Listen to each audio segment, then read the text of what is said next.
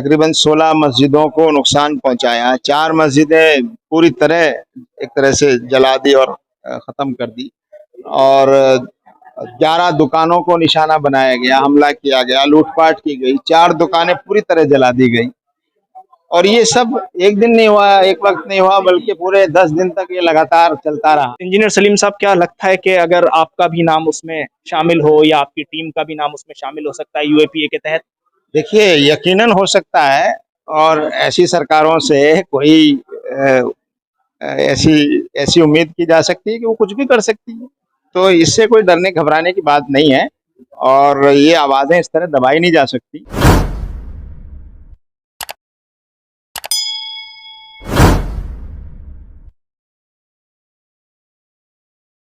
त्रिपुरा में हुई हिंसा के तमाम हालात का जायजा लेने के लिए, जैसा कि आपको लगातार मैं बताता रहा, खबरें दिखाता रहा, जमीयत उलमाए हिंद, जमात इस्लामी हिंद और दीगर कई तंजीमों के जो वफ्द हैं, डेलीगेशन हैं, वो त्रिपुरा पहुंचे।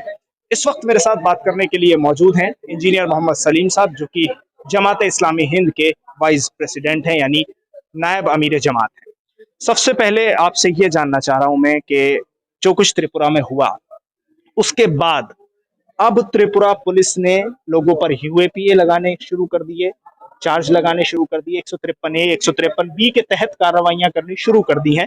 आप जब त्रिपुरा पहुंचे हैं, क्या जो पुलिस कह रही है कि हालात बिल्कुल ठीक हैं, कुछ नहीं हुआ, कुछ वहां ऐसा खराब नहीं हुआ, जो फैक्ट फाइंडिंग लेकर आ रहे हैं, जो डेलीगेशंस पहुंच रहे हैं, वो माहौल खराब कर रहे हैं, आपने अपनी आंखों से क्या देखा?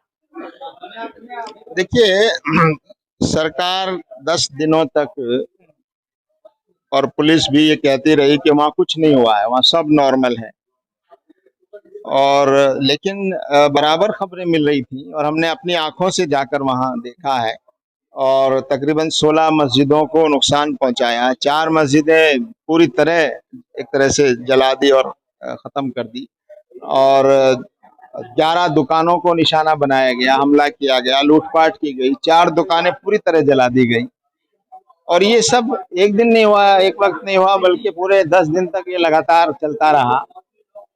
सरकार को 10 दिन लगे ये बात मानने में कि हाँ कुछ हुआ है, और अफसोस की बात यह है कि सरकार, पुलिस मौजूद थी, पुलिस ने आग लगाने वालों को नहीं रोका। उसके बाद दिखाने के लिए कुछ कार्रवाई की, कुछ लोगों के खिलाफ कुछ मुकदमा बनाया, लेकिन इतने बड़े जुलूस को ऑर्गेनाइज करने वाली तंजीम, उसमें जो लोग हैं वो तो सब उसमें मौजूद है उनके पास। तो पुलिस की जो कार्रवाई है, ऐसा लगता है सरकार की कि इन ताकतों को एक तरह से छूट मिली हुई है, और इन ताकतों को पता है कि हमारे खिलाफ कोई कार्रवाई नहीं होगी, जो ये सब नफरत का एजेंडा फैला रहे हैं। दूसरी तरफ सरकार अपनी नाकामी छुपाने के लिए और अपनी उसको नाराजगी को बताने के लिए उन लोगों पे कार्रवाई करना शुरू कर दिया है जो फैक्ट फाइंडिंग के लिए वहां जा रहे हैं, जो हालात को देखने के लिए वहां जा रहे हैं, और जो उनमें एडवोकेट्स भी हैं, सोशल ऑर्गेनाइजेशंस के लोग भी हैं, और वो तो हालात को ठीक करने के लिए जा रहे हैं वहां पर। हम तो वहां गए तो लोगों से भी मिले, दूसरे मजहब के लोगों से भी मिले, और उन लोगों से भी बातचीत की। पुलिस के जो लोग वहाँ साइट पर मौजूद थे जगह जगह, उनसे भी हमारी मुलाकात हुई। हम तो सीएम से भी मिलना चाहते थे, डीजीपी से भी मिलना चाहते थे, ये अलग बात है कि उन्होंने मिलने के लिए मौका नहीं दिया।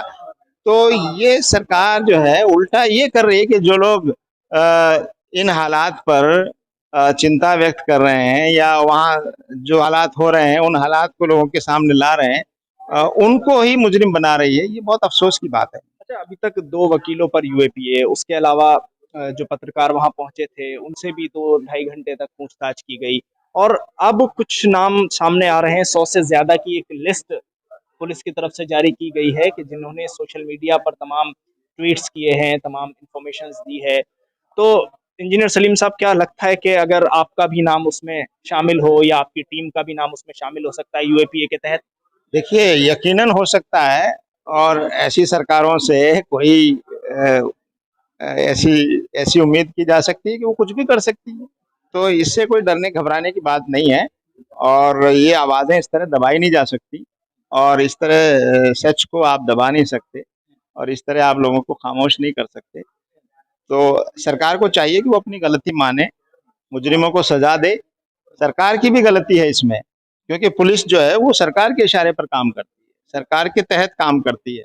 तो अगर पुलिस फेल हुई है तो सरकार फेल हुई है। तो सरकार अपने पुलिस अफसरों को सजा देने के बजाय और आग लगाने वालों को सजा देने के बजाय आप अपने उन सिटीजन्स को टारगेट कर रहे हैं जो वहां पीड़ितों की मदद के लिए, उनके हालात जानने के लिए जो लोग जा रहे हैं, आप उनको उनको आप मुजरिम बना रहे हैं। तो मौलाना इससे कमर गनी उस्मानी को भी गिरफ्तार किया गया है। वो मेरे इल्म में नहीं है।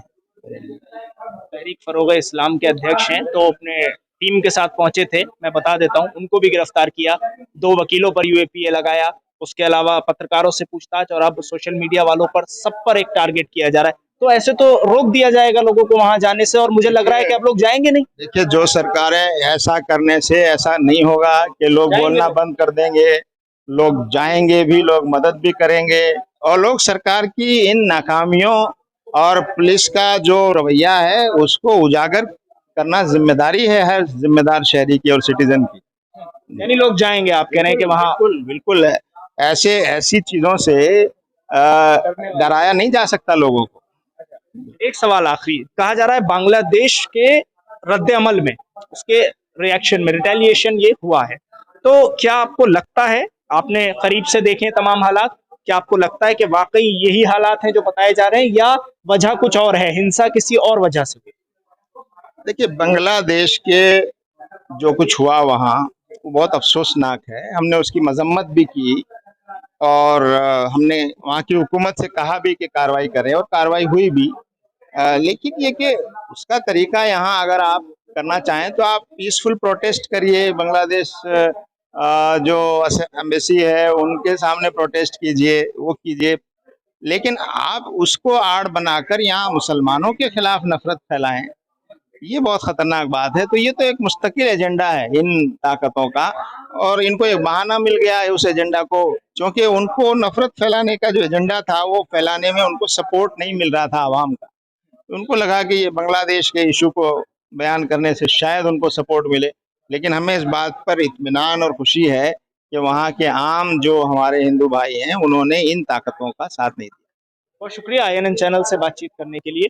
इंजीनियर मोहम्मद सलीम साहब हमारे साथ इस वक्त मौजूद थे, जिन्होंने साफ तौर पर त्रिपुरा के तमाम हालात जो कि अपनी नजरों से देखे थे उनको बयान किया है। दिल्ली से INN चैनल के लिए साहिल नकवी।